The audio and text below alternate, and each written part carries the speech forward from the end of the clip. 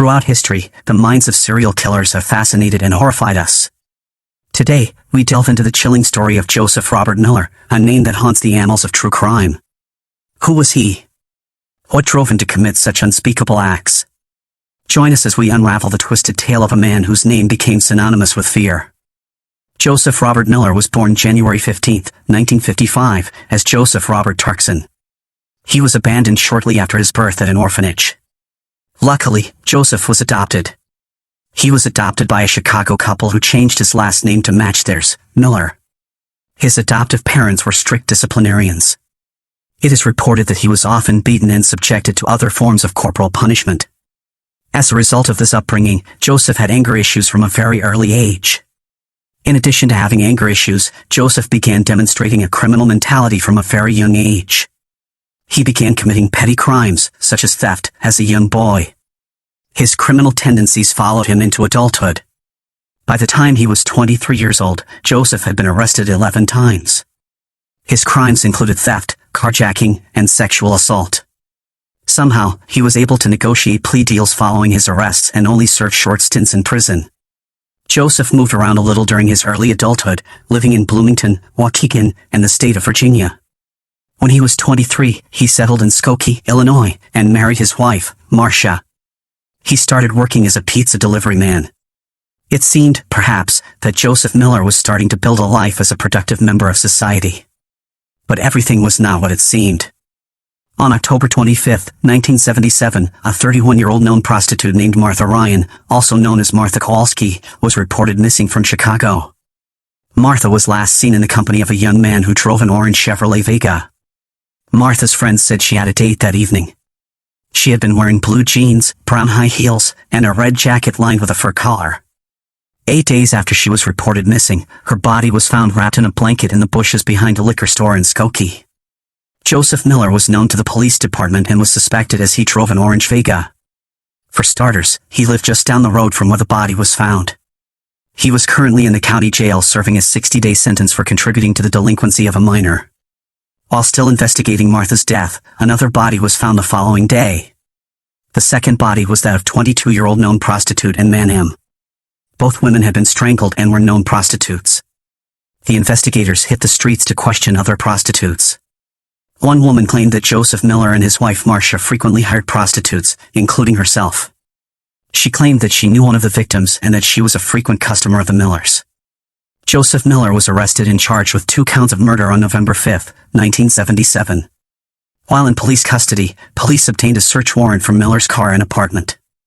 Inside, police found evidence linking Miller to an armed robbery in Skokie, a kidnapping in Cook County, and an aggravated battery in DuPage County.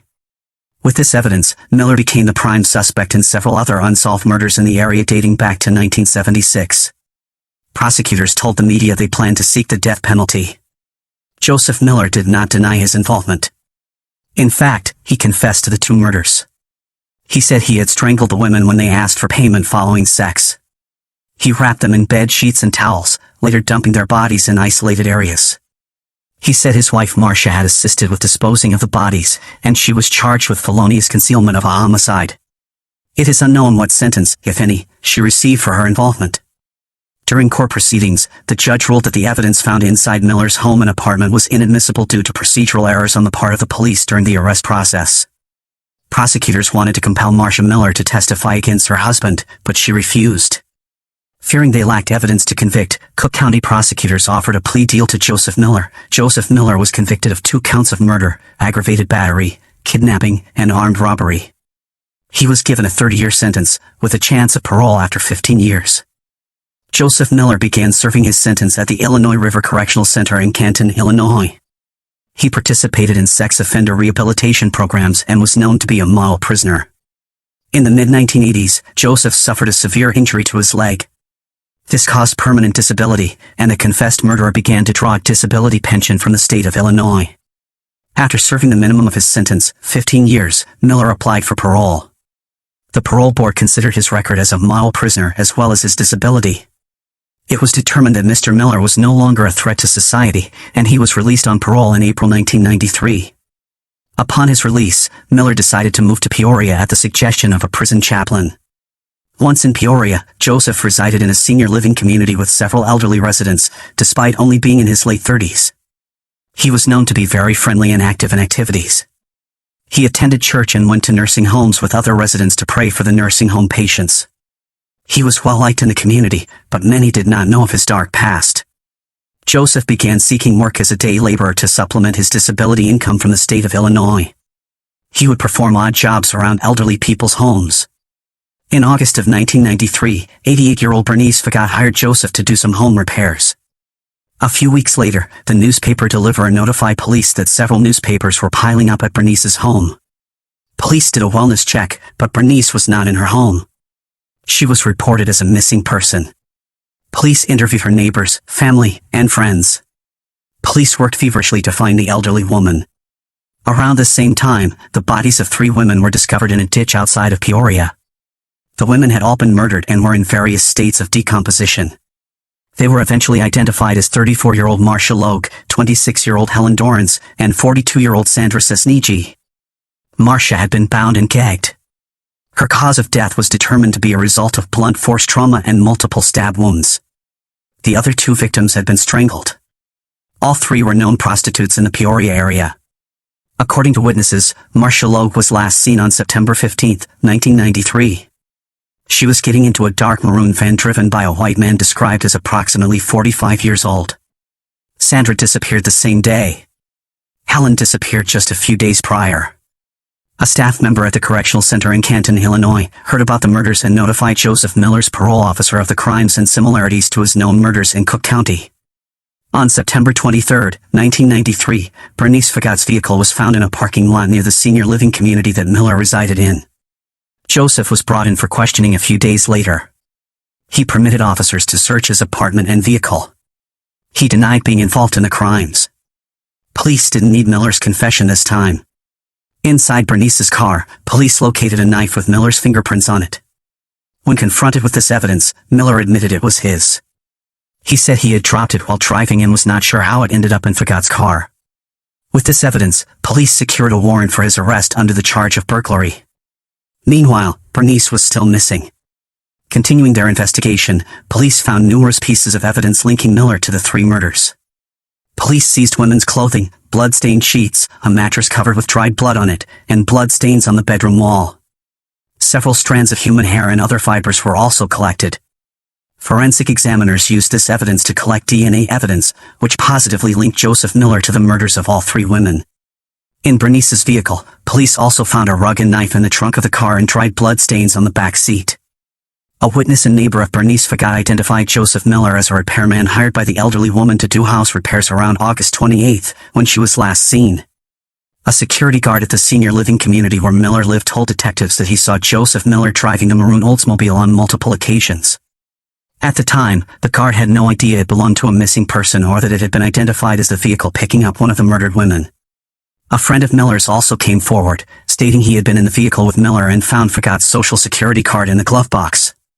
According to this witness, Miller admitted to stealing the vehicle and said he wanted to sell it to get rid of it. Peoria prosecutors vowed to seek the death penalty against Joseph Miller, but skeptical newspaper reporters pointed out that Cook County had also made this statement in 1977. The defense quickly filed for a change of venue, citing publicity. The motion was granted, and the trial was moved to Springfield, Illinois. With a plethora of evidence against him, Miller initially entered a guilty plea. He later changed the plea to not guilty because of insanity. Miller's defense claimed that he suffered from multiple personality disorder and dissociative amnesia resulting from childhood abuse. The jury didn't take long to convict Joseph Miller of 6 counts of first-degree murder, 2 for each victim. In court, Miller smugly said, "It's kind of hard to do the same thing twice." Chicago Tribune, 1994. He was not charged for Bernice Fagat's murder as her body was never found. While she is presumed to be another murder victim of Joseph Miller, the whereabouts of her remains are still a mystery. During the sentencing phase, the state presented the aggravating factors including the sexual assaults of the victims, Miller's history of 2 murder convictions, and the fact that he was paroled in April of 1993 and killed just a few months later in September of 1993. The defense presented evidence that Miller was abused and suffered from mental illnesses as a result. Nevertheless, the jury agreed that the mitigating factors did not outweigh the aggravating factors, and sentenced Joseph Miller to death. Joseph Miller was transferred to Menard Correctional Center in Chester, Illinois, to await his punishment on death row. In the early 2000s, former Illinois Governor George Ryan commuted all death sentences to life in prison, including that of Joseph Miller. Illinois later abolished the death penalty. Joseph Miller was sentenced to life in prison with no possibility of parole. In 2004, Miller contacted Cook County prosecutors and claimed responsibility for the murders of 18-year-old Valerie Sloan and 25-year-old Stacey Morrison. Both women had disappeared from the Peoria area in 1993. He told the authorities where he buried the bodies, but no remains were ever found. Authorities believe this was a false confession, but he has not been ruled out in those disappearances which remain unsolved. Joseph Miller, listed in the Illinois Department of Corrections as Joseph P. Miller, is currently incarcerated at the Dixon Correctional Center in Dixon, Illinois.